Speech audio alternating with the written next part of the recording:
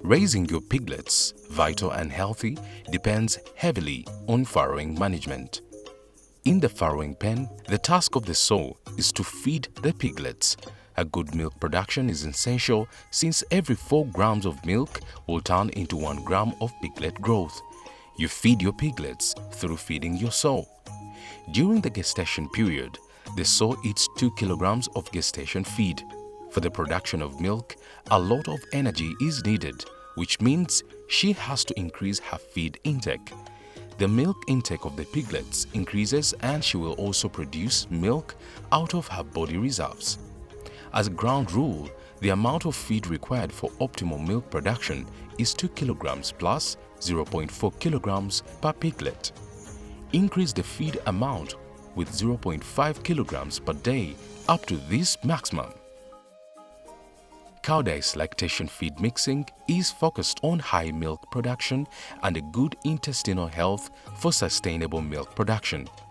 5 days before the estimated farrowing, the sow is moved to the farrowing pen. The farrowing pen is designed to 1. Ensure an optimal climate for the sow as well as for the piglets. The sow needs fresh air and a low optimal temperature than the piglets. 2. Prevent crushing the piglets when she drops down for nursing. 3. Enables you to assist with the birth process if necessary. The sow should be fixed in between beams or using a farrowing pen as shown here. The sow should face the feeding path and have fresh air and should not be able to turn around. The sow should be able to keep in contact with the pigs. The piglets should have a safe place with good temperature and no drought. The piglet round feeder needs to be in the sow view but out of her reach.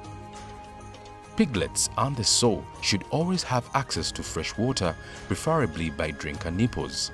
Make sure the nipples are at the correct height for easy access with separated nipples for the sow and the piglets.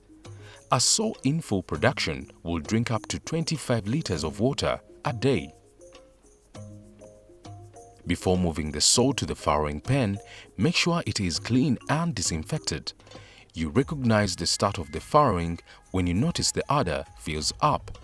Approximately every 15 minutes, a piglet will be born.